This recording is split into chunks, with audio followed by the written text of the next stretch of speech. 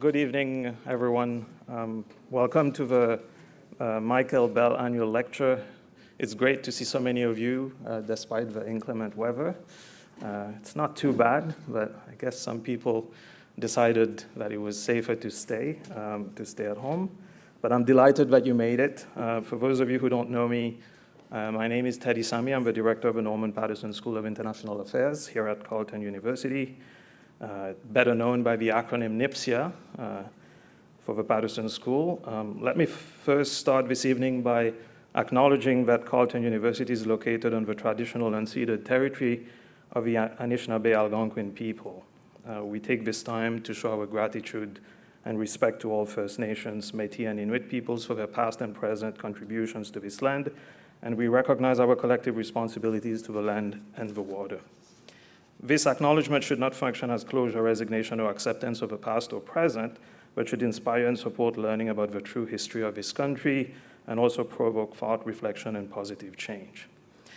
This evening's event is a partnership between NIPSIA and the International Development Research Center, or IDRC. The first two editions of this annual lecture were hosted by Global Affairs Canada and the University of Ottawa, respectively. NIPSIA and IDRC have been hosting it here at Carleton University since 2019, and this is the 8th edition of the lecture, including the first two that were at Global Affairs and the University of Ottawa. I want to take this opportunity to thank the IDRC for its generous financial support, as well as the other members of the organizing committee, namely Rula El-Rifai, who's sitting in front, Mike Molloy, unfortunately couldn't join us, and my colleague Lama Murad, who's sitting on this side. I also want to thank my assistant, Anne, who's at the back on her phone, and Alan Thompson from the School of Journalism. Where is Alan? Alan is at the back, for helping us this year. And also, last but not least, I want to thank the graduate students of NIPSIA who volunteered for their help in organizing today's lecture. For those of you who don't know Michael Bell, I think I should say a few words about him. This conference was established to honor his distinguished career as a diplomat, as a Canadian diplomat and Middle East expert. Michael Bell was born in Windsor, Ontario. He was educated at the University of Windsor, where he earned an honors BA and a master's degree. He joined the Department of External Affairs in September of 1967, and in a career that spanned more than 3 decades, Michael Bell served as ambassador to Jordan, Director General for Central and Eastern Europe, and ambassador to Egypt and Israel, and ambassador to Israel. After his retirement in 2004, Michael Bell, together with Michael Molloy and John Bell, with the support of Dr. Tom Najam at the University of Windsor, established the Jerusalem Old City Initiative to find a fair and sustainable plan for resolving the conflict over Jerusalem's Old City.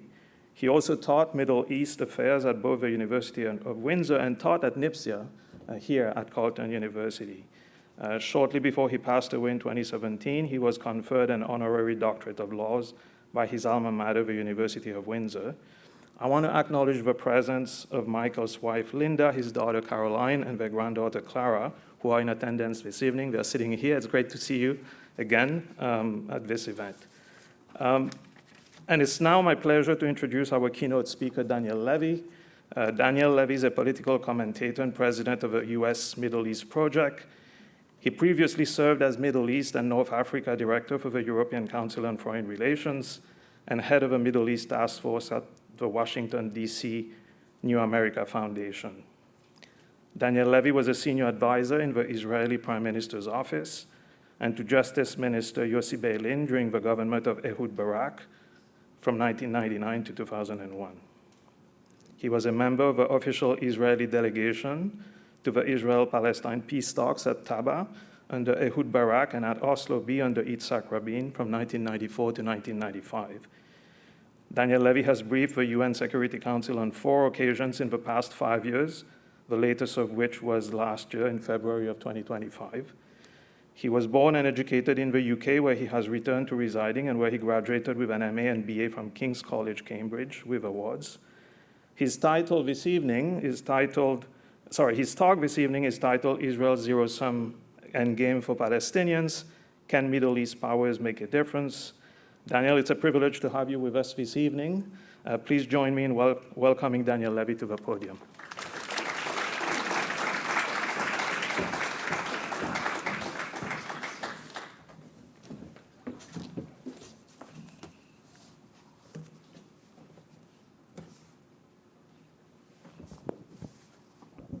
Thank you very much, Teddy. Thank you to Inpisia here at Carlton and to the IDRC. Thank you, Lama and Rula, for putting this together. But there's a more personal reason why I'm very pleased, but also very touched to be able to be with you this evening for the Michael Bell Annual Memorial Lecture, and that's because I knew Michael. And it's so nice to see Linda here and your family, Caroline and Clara. Very different times when we were all in Israel. Very close geographic proximity. And I think very different times in terms of what it meant to be a Canadian ambassador in the Middle East and the degree of activism, the making things happen, the creativity, and the sense that that could still move things. And Michael really embodied that. And I've known for a couple of years about the existence of this, and I know some of the people you've had here previously. Some are friends, some shared that distinction of knowing Michael and Linda and being with them in that time when they were in the region. And so it's perhaps the worst of circumstances to be with you doing this, but it's something that I'm very glad and honored to be able to do. And I'm very grateful also that in what, personally, to be fair, I don't understand what the big deal is with the weather. But nonetheless, you've apparently braved warnings and calamitous potential blowback for stepping out of your homes to join us this evening. So thank you for your bravery. What I want to talk about, and then there are things I'll left half said, and I'm sure there are lots of things I'll leave unsaid as well, and hopefully we can pick up on those in conversation afterwards. What I want to try and touch on tonight, and spoiler alert, it's not a very happy story. Where are we now? How did we get here? On Palestine, Israel specifically. What are the scenarios going forward? And then I want to zoom out a little bit because we're also here in the midst of Lebanon right now it's absolutely horrifying, but we're in the midst of another regional war and a regional war. And then I want to zoom a bit further out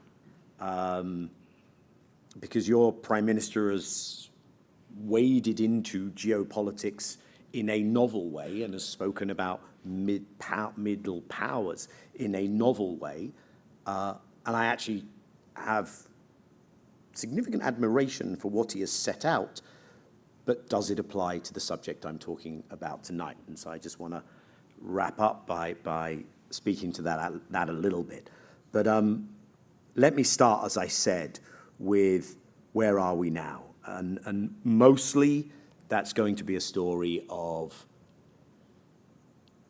how appalling the situation is for Palestinians today. I recognize, especially as we speak now, that friends of mine in Israel are running in and out of shelters. Friends of mine in Palestine don't have shelters.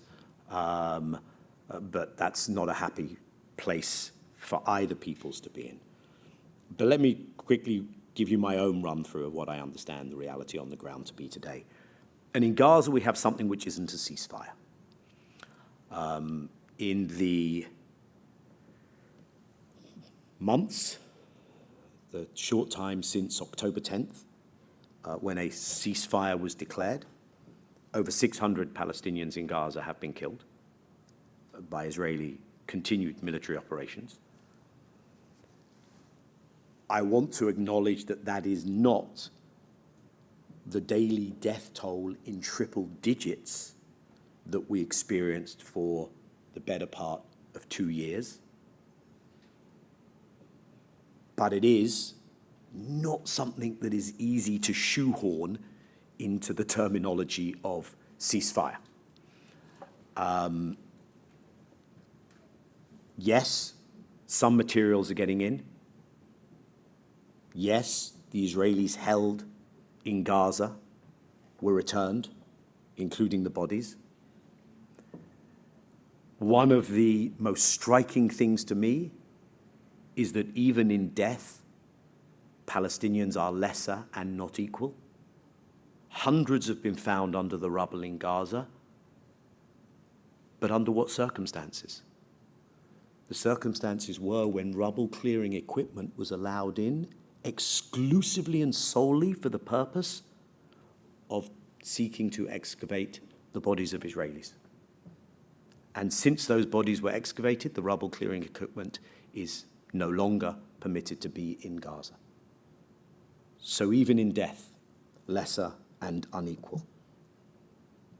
The reality in Gaza today is of a territory over 55%, some question, is it 58, is it 60, is it 56% of that territory is directly under the control of the Israeli military.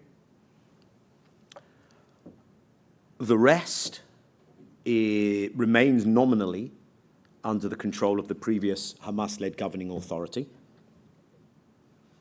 Israel has continued to expand that since, people may remember, there was a yellow line drawn in the 20-point plan cooked up by the neighboring administration in Washington, D.C. But 48 military outposts have been established, many taking on a sense of permanence.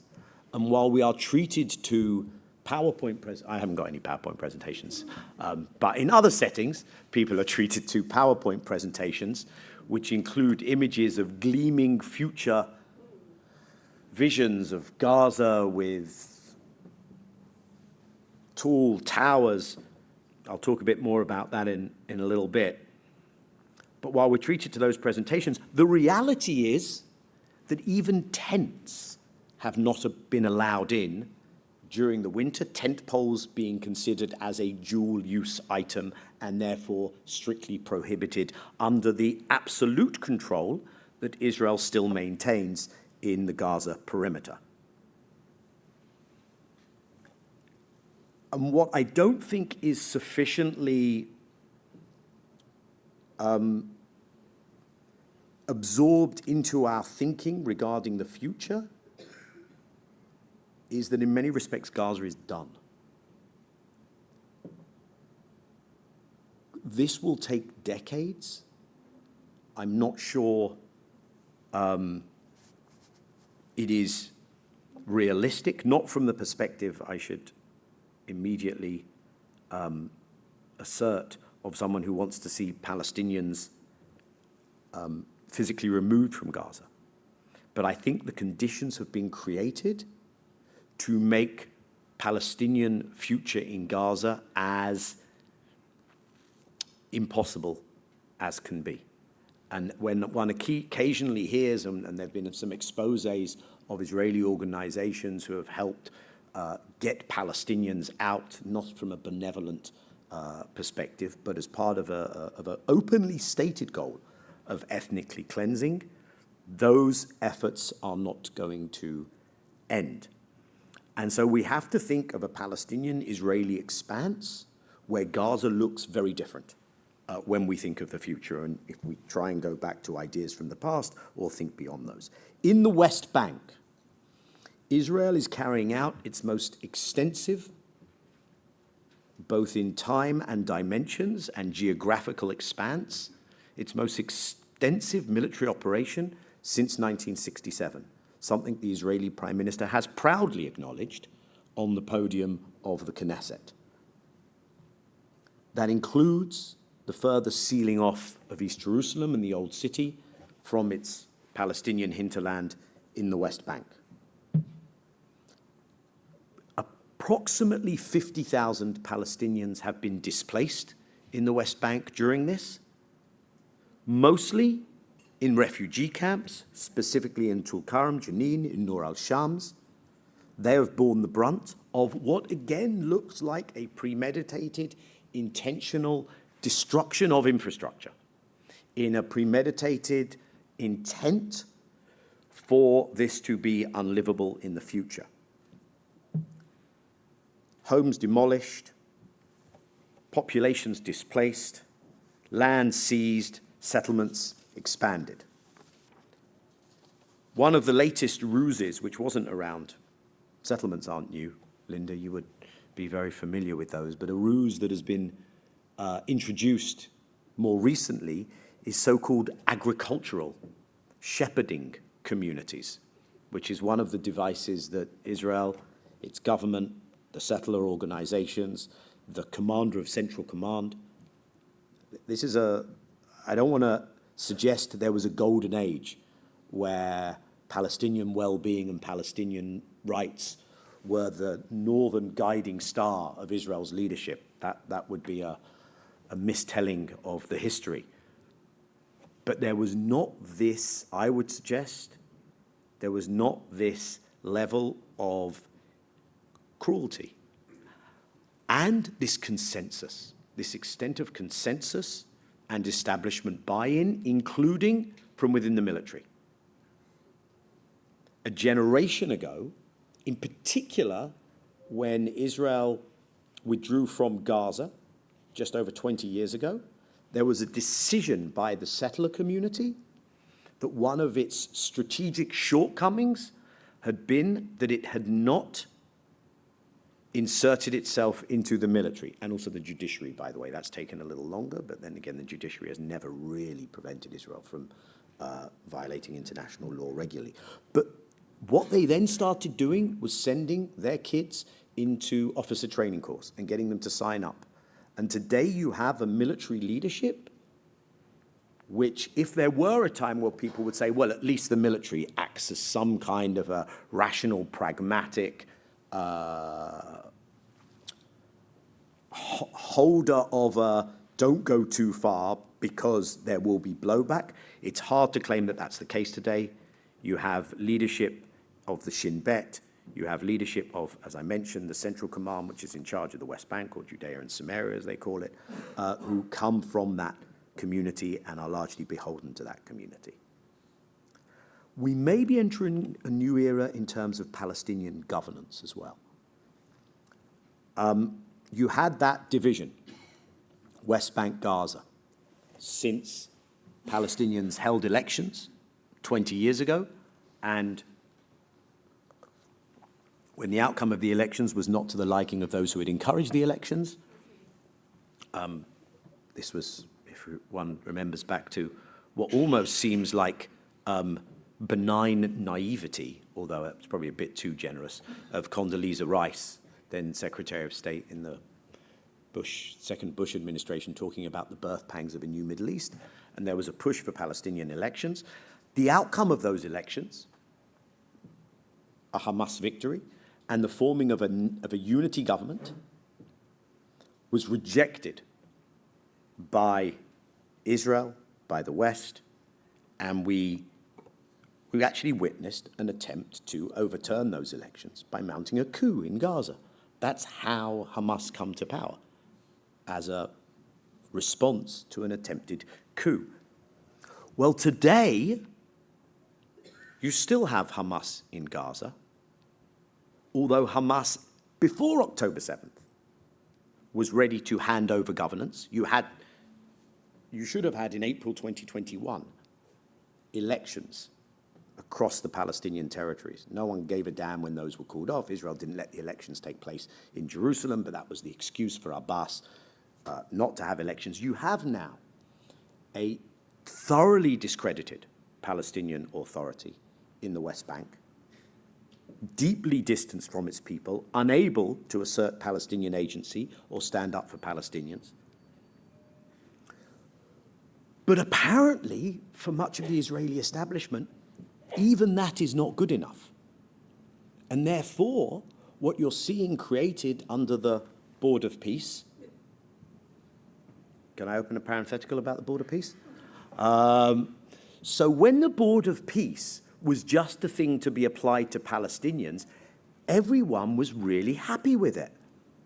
People forget, but in the Gaza 20-point plan, you have this Board of Peace, and everyone goes along with it. And the Board of Peace is inserted into a UN Security Council resolution, Resolution 2803, and everyone votes for it.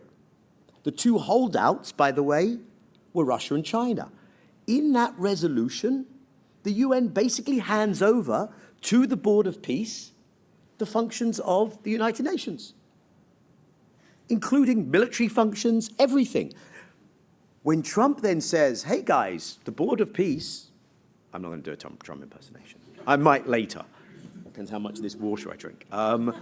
When Trump later says, no, the Board of Peace, maybe it's not just for Palestine, maybe that's for Ukraine, maybe it's for other things as well. Suddenly everyone's, whoa, what do you mean? We're not going to join. Some countries even had their invitations rescinded. But most of the West, who were absolutely on board with the Board of Peace when it was just applied to the Palestinians, suddenly thought it wasn't such a good idea, because anything to do with the Palestinians is held to a totally different standard. But in that Board of Peace, I've closed that parenthetical, you have the creation of something called NCAG, a National Committee for the Administration of Gaza. What you notice is not in that title. What letter doesn't appear in S, N, C, A, or G? P, Palestinian. That is not coincidental. This is Israel laying down a marker. Any future administration of the Arabs in Gaza or the Arabs in Judea and Samaria will not in any way be connected to a recognition of Palestinianness, to a Palestinian national aspiration, because that is now the bar. That is the anathema to an Israel that, I say with deep pain, sorrow, and deep concern, is in a zero-sum total victory modus operandi. I want to wrap this up by referring to a couple of other things. The first is refugees. Because the other reality is that after decades of tinkering with an attempt to bring down UNRWA and to fundamentally, UNRWA is the UN Relief Works Agency, which kind of carries the responsibility as well as being the provider of services. It's an issue that Canada and Michael and Ruler and others here, well, Canada was the gavel holder, right, in the multilateral working groups. And you know, back in the day when we thought if we could find solutions, and if we could be creative with those solutions, then we could advance this thing, until we recognized that it wasn't an absence of solutions, it was an absence of political will. Canada was really front and center of those efforts. But the attempt to go after UNRWA is now in a new phase. And going after UNRWA isn't just going after another mumbo-jumbo UN institution. This is to remove the question of the rights of Palestinian refugees, because this is really one of the Achilles heels of the whole project. Project in question being the Zionist project. To end the notion of refugeehood. And I don't know whether UNRWA will survive. I applaud the government of Canada for resuming funding. I wish that Canada and others who've resumed funding hadn't fallen into the trap and done the damage of withdrawing funding in the first place, because that reputational damage should never have happened. You should never first believe the accusation without testing it, withdraw the funding, and then later go back, oh, the evidence wasn't there. Normally, the order we follow is the reverse order. First prove the evidence, and then we will act on it. Rather than first make a spurious accusation, we will act on that, and then we might go back and see whether there was evidence. So the damage was already done.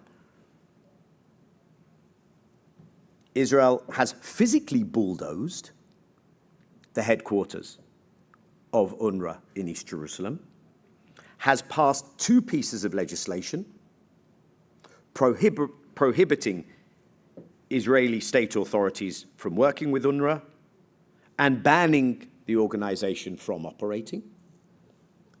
Of course, given that where UNRWA operates in Palestinian territories, all that comes under an envelope of Israeli control. That has quite the impact.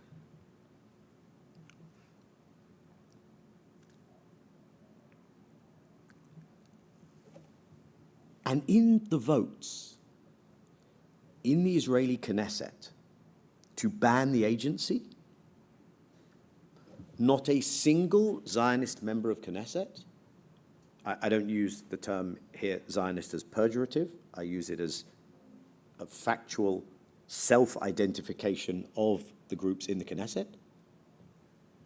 Not one member of a self-defining Zionist party in the Israeli parliament, not on the right, not on the left, not Labour, reinvented as Democrat, the Democrats, not Lapid, certainly not Naftali Bennett, who's actually not in parliament. None of them came out against this. The only votes against that were from the parties representing the Arab-Palestinian community inside Israel, which is 20% of the Israeli population. So what I think we will also see under the rubric of the Board of Peace, if that effort continues, is attempts to dismantle UNRWA elsewhere, because UNRWA, of course, still operates in Syria as a kind of sui generis, given everything that's going on, but in Lebanon and Jordan. And don't be surprised if in whatever future arrangements are attempted there, the removal of refugeehood status is part of that effort. And then there are the efforts overseas, to which Canada is not, in which Canada is not ignored, which is in parallel to all the mobilization of support one's seen for Palestinians, because people have been horrified of what they've seen and of the complicity of their own governments in what we've seen, there has been an unparalleled effort to try to silence, intimidate, and criminalize free speech around the question of Palestine and Israel, the right to protest around the question of Palestine and Israel. I am in a position where I take very seriously the phenomenon of anti-Semitism. However, I also take very seriously the consequences when one makes cheapened and spurious and unfounded accusations of anti-Semitism, because that actually encourages anti-Semitism. I will leave that thought there for now. So I think we have two parallel things going on, and I'll close this part with this thought and bulldoze through the rest of it a lot quicker. We're seeing an unprecedented assault on the ground, an unprecedented assault on the refugee question, and on the very effective mobilization of solidarity with Palestinians. And at the same time, we're seeing remarkable Palestinian resilience across all of those spaces that I just described. And we're seeing something that I don't think I ever expected to witness, which is an unprecedented shift in the cultural zeitgeist, in how Palestine is related to, in the symbol, some of those are being worn here in the audience today, in a generation that is being politicized around the question of Palestine, and a generation that is seeing the inequities that they feel in their daily life, nothing to do ostensibly with Palestine. They're seeing those magnified many-fold times when it comes to how their governments treat the question of Palestine. And in the global south, I think we're seeing that the mask is off in terms of this being a colonial enterprise, and that it is extremely familiar to a global south that itself experienced colonies and settler colonization. Now, it would be fair to then ask the question, what would you rather, the Debka Palestinian dance and Palestinian craft work and movies like The Voice of Hind Rajab, see it if you haven't, 36 and others, that there's this flourishing of Palestinian identity and culture, but this crushing of the Palestinian presence on the land. So where would you rather be? You probably say, well, actually, probably be better if one were making strides on the land. So one could see these two phenomena and go in these directions, and never the twain shall meet. But those are the two things happening at the moment. How did we get here? I want to tell the brief story of as I see it, of something which, as I say, I grew up in the UK, I moved to Israel, I became Israeli, served in the military,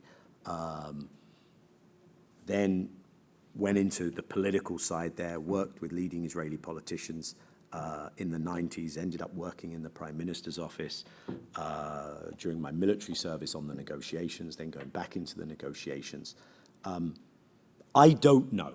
I can't speak to the intentionalities of the people I worked with, and I can't speak to the counterfactual of what if Rabin hadn't have been assassinated, or what if certain other things hadn't happened.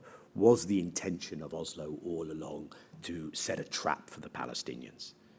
I understand that from the perspective of of a quarter of a century and more later, it's very easy to draw the conclusion that anyone who doesn't see it that way would be terribly naive, but I don't want to fall into the trap of being deterministic in that respect. I think this could have gone in different directions. The reality is, though, that by failing to address the power asymmetry, which is at the core of any conflict of occupier and occupied, of settler, colonial, and native, by failing to address that, this kind of an outcome was made all the more likely. And perhaps it was a naive Palestinian assumption to say that a peace process let's remember, geopolitically, this is a unipolar era. In the 90s, the outcomes in Northern Ireland and South Africa look very different. So maybe it wasn't so naive to assume that external sponsorship of a process which assumed an outcome of at least partition into something that could be viably considered a Palestinian state would work out. As soon as you fed that through the filter of, but we're not willing to pressure Israel, we will continue to put our thumbs down on the scale which exacerbates rather than closes the asymmetry. As soon as it was clear that those were the rules of the road, I think the direction of travel, even if not the details of the outcome, were quite predictable. And then I think looking back, 9/11 is where an Israeli side, which anyway, when Netanyahu was elected 3 years into Oslo, was determined to undo this. Anyway, Ehud Barak, who I worked with, refused to even hand over small parts of territory just to keep things perhaps on an even keel. An Israel that reacted in the way it did when Sharon visited the Temple Mount in 2000, which leads to the outbreak of the so-called Second Intifada. So, given all of those things, we were already on a journey that wasn't going swimmingly, to put it in a very British way. But 9/11, I think, is the moment where Israel says, aha, we can reverse this entirely. Let's make this not about occupation, not about peace processes, not about a right to self-determination. Let's make this about a war on terror. And that worked splendidly, I would say. There's a history during Oslo of violence, whether that's the violence of the targeting of Israeli civilians during waves of attacks, whether that's the violence of seizure of land and settlements, or the daily violence of occupations and closure. One can be against that violence while simultaneously acknowledging, not as a justification when it comes to violence from the Palestinian side, but as a reality that decades of dispossession and occupation and structural violence from the Israeli side are unlikely to lead to security for Israelis. Which, if I bring that fast forward to today, what you have today is is almost, and I spoke to it when I mentioned those votes in parliament over UNRWA. There was another vote in the Israeli parliament, I think it was 18 odd months ago, totally gratuitous, put forward by the Israeli Prime Minister, that there can be no Palestinian state. A declarative bill. Again, not a single Zionist member of Knesset votes against that bill. By the way, many don't show up. It wasn't that it was 108, 110 to 10 or something, Zionist members of Knesset, non-Zionist.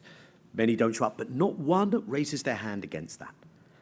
And that speaks to a shift in the center of gravity of Israeli politics towards a discourse and a set of policies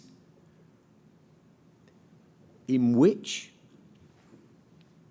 any coming to terms with, any attempt to speak to Palestinian experience, let alone Palestinian future aspirations as a people, are just not there. They are not part of the discourse. The person who will run against Benjamin Netanyahu as the very likely candidate of the opposition when there are elections almost certainly later this year, Naftali Bennett, who is the only person to have briefly served as prime minister for about a year and a half, other than Benjamin Netanyahu, since 2009. Naftali Bennett, just half a decade ago, was in the same political party, running on the same list as Bezalel Smotrich. Now, has he gone on a journey? Kind of, when it comes to the judicial overhaul. Has he gone on a journey when it comes to the Palestinians? No. By the way, as far as Bennett is concerned, the next war is against Turkey that Israel will wage. So the journey that you have seen is from manufacturing societal consent essentially for apartheid. Now, apartheid is the legal designation that was made by Palestinians for a long time, by international human rights organizations, Human Rights Watch, Amnesty International, Israeli human rights organizations, B'Tselem, Yesh Din. It's included in the International Court of Justice advisory opinion, which settles the position of international law on Palestine, issued in July of 2024. But I raise that because what happened in the last 2 years is, having gone from the manufacturing of societal consent for apartheid, because anyone who still talks about Palestinian self-governance in the Israeli political spectrum is essentially talking about the concretization of a Bantustan. But what we then witnessed is something altogether more grotesque, which was the manufacturing of consent for genocide, of societal consent for genocide in Gaza. And, you know, it was an act of mass self-incrimination. I'm sure many people here are aware of the kinds of things that were posted online. Some people have subsequently been caught up in having posted things online and perhaps not visited some of the countries they hope to visit. Now, many things fed into that. But the thing that most stands out for me is the signal sent by the outside world to Israel through this period was, this is normal. And this period, I mean the decades, not just during the assault on Gaza. The lived experience of Israelis who had been told by their own political leaders from a long since dead centre-left, who used to say, listen, we're not even going to try and convince you about the Palestinians. This is now me reaching back into my own time involved in politics there. Sometimes some of us, maybe with Meretz, if people are familiar with that political party, made the human rights, this isn't who we are, we're better than this is about us as a society, we need to understand who Palestinians are. But much of the time the argument was, listen, we're not going to try and convince you about the Palestinians. Whatever you think about the Palestinians, we won't be able to get away with it. So the way we thrive is we have to give some kind of concessions because the world won't accept it. The lived experience of Israelis became that you could absolutely thrive no matter what you did to the Palestinians, and in fact in the context of doubling down on the worst of behavior against the Palestinians. And the cherry on the cake of that were the Abraham Accord normalization process.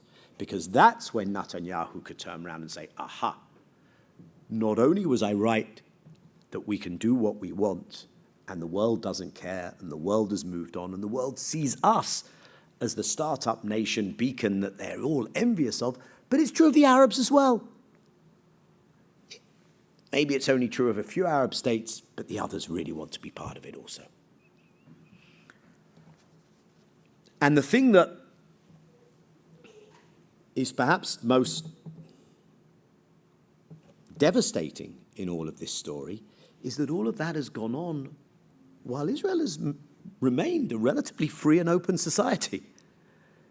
The media could be telling a different story. The dissenting voices could be listened to. You could have political leaders stand up and offer a different narrative, which raises a very fundamental question about foundations and whether the Zionist project itself is incompatible with Palestinian rights and whether an ethno-state can live in peace with its neighbors. But maybe I'll park that one. Briefly to touch on scenarios going forward, the obvious endpoint of what I'm saying is that we are in a total victory, zero-sum trajectory. And very little suggests that will stop. And I'll mention in a minute what's going on with Iran at the moment. But I do think that just as Oslo came about in a moment of punctuated disequilibrium, global geopolitics was shifting. The local Israel-Palestine scene after the first Intifada was shifting. I think we're now in another period of punctuated disequilibrium, massively accelerated by the person who sits in the Oval Office today. And for the carriers of that zero-sum Zionist flame, this is the moment to finish the job. They are very open about this. There's nothing discreet or subtle about the goal of definitively ending the Palestinian question and removing the Palestinians. So one scenario, which I take seriously, and there's questions of timeline, do you do it fast, do you do it slow, is Gaza isn't the end of this. And whether it's through eradication, through ethnic cleansing, through encouraging out-migration, through a push into Jordan, and believe me, people in Jordan take this prospect very seriously, that's a scenario. A second scenario, which I also take seriously, is that this is wildly overambitious from a country of 10 million people in that part of the world, where half of their own population don't enlist for the military in terms of young people today, because they either come from the ultra-Orthodox Jewish community who don't serve in the army, or from the Palestinian Arab community, most of whom don't serve in the army.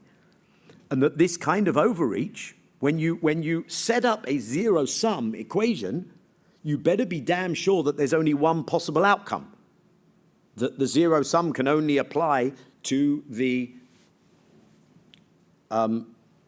success of your side and the vanquishing of the other side. There are significant vulnerabilities and frailties on the Israeli side. This is being recorded, but I'll say it anyway. So I speak to my friends who are kind of clinging on to liberal Zionism, and if we can only get rid of Bibi, and to my friends who are, I guess, more like-minded and in a different place, and feel that there just needs to be a whole different dispensation and you need to de-Zionize. But when I speak to that former cohort,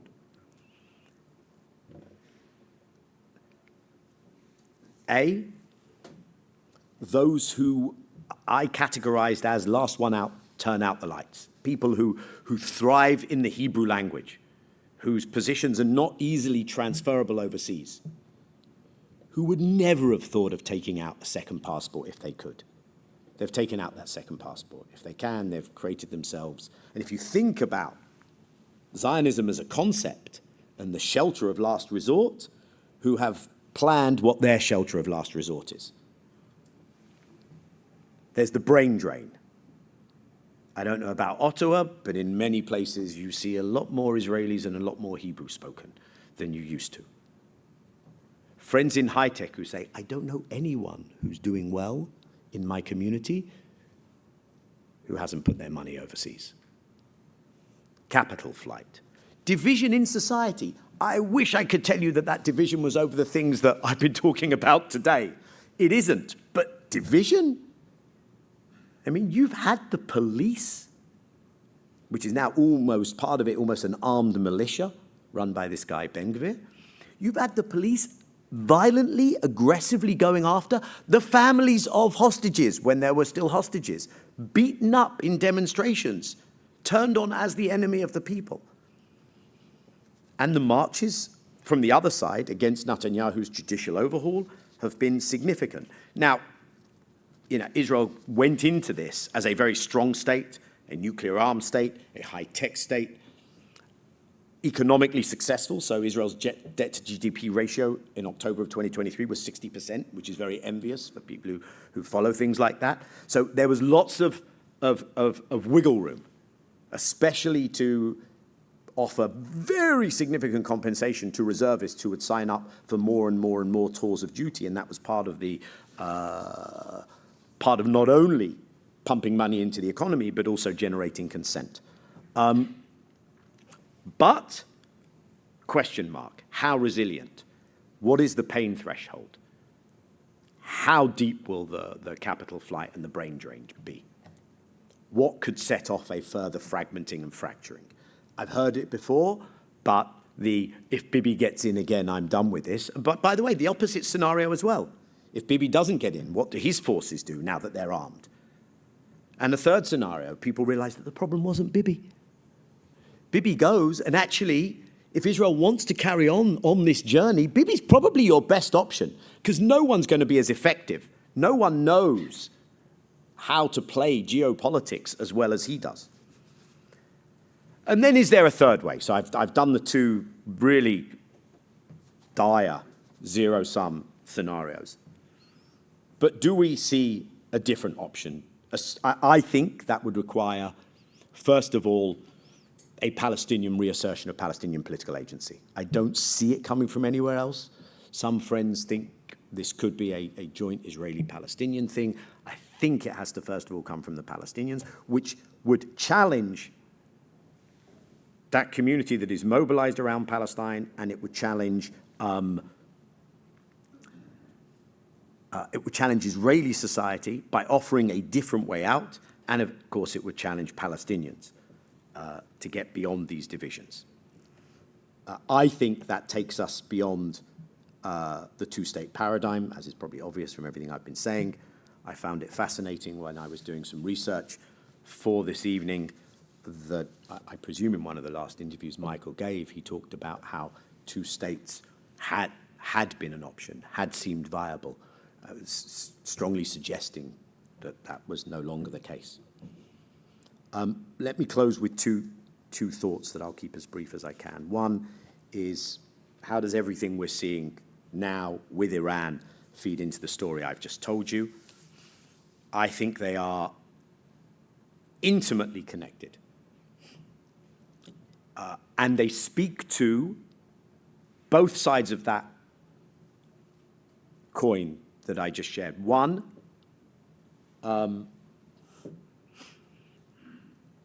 Israel in this maximalist place, but also Israel in this highly risk-taking place that could blow up in its face, so to speak. I think Israel and Iran have a strategy, and the US does not.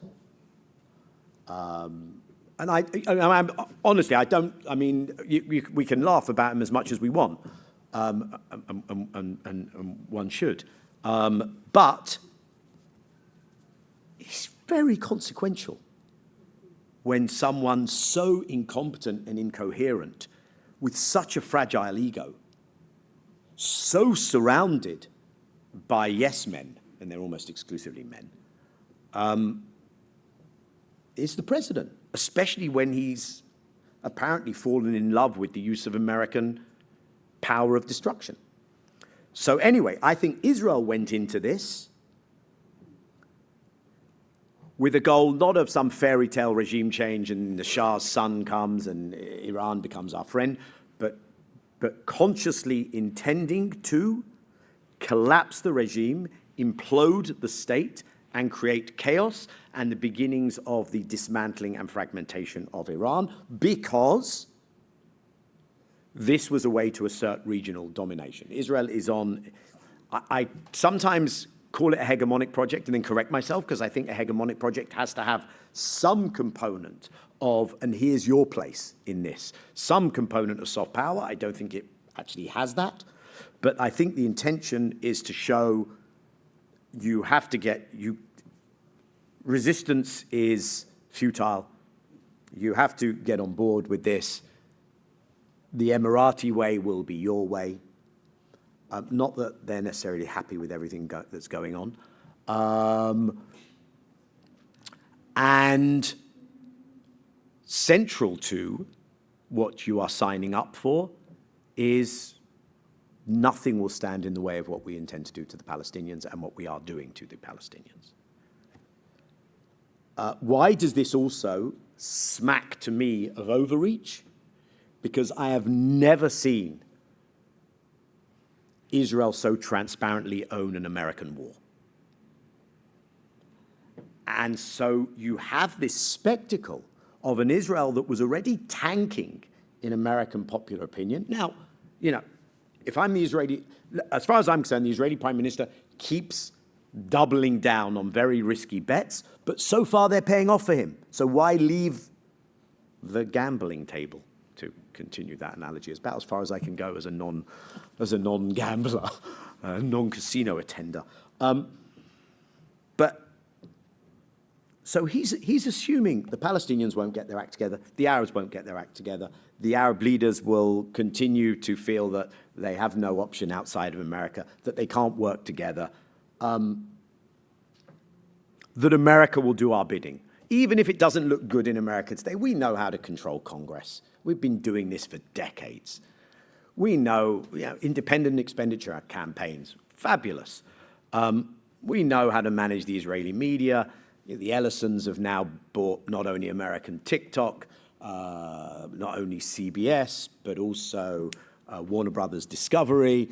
These are our guys. Netanyahu let it slip in a meeting with social influencers in one of his 7 visits since Trump came back into power. So anyway, that's the bet they're laying. But the counter bet is, this is an America that you are losing. And you are making yourself more dependent on America with your overreach, just as your cause has become unprecedentedly controversial in America. You've lost the Democrats. I mean, you have to be a wholly bought and paid for Democrat to still align with those politics. There are enough of them, but when you see someone like Seth Moulton saying, "I won't take AIPAC money," when you see Gavin Newsom saying the stuff he's been saying, hello. But on the MAGA side, I mean, everyone now regurgitating a Charlie Kirk quote from a year ago on why we mustn't go to Iran to war with Iran for a foreign country. So what's going on that side? So you're more dependent on an America where your cause is more controversial, and an America that is, I won't spell it out because I'm going to stop soon, but an America that is a waning power, an America in decline. So that is the bet that Israel is laying down. It's laying it down in very heavy terms with this war against Iran. And the question for the region and beyond is whether that can be contained and deterred, which brings me to Prime Minister Carney. What I call the journey from a Zionist Palestinian state to Václav Havel's taking down of the sign at Davos and back again. And let me use the remaining minutes, which I've already exceeded, by unpacking what the hell I mean by that. So in June of 2025, Carney says there can be no peace until we move towards a Palestinian state, a Zionist Palestinian state, if you will. Now, at first I was like, gotcha. But I actually think this is really interesting, okay? I'm going to give my take. Although he was governor of the central bank in the country where I live and I'm from, I didn't meet him. But I actually think he came to this as an intelligent man who was engaging in a deep way with this question for the first time. He had to kind of find his feet in this question. And I think when he was briefed, I think at some stage he goes, oh, so you mean a Zionist Palestinian state?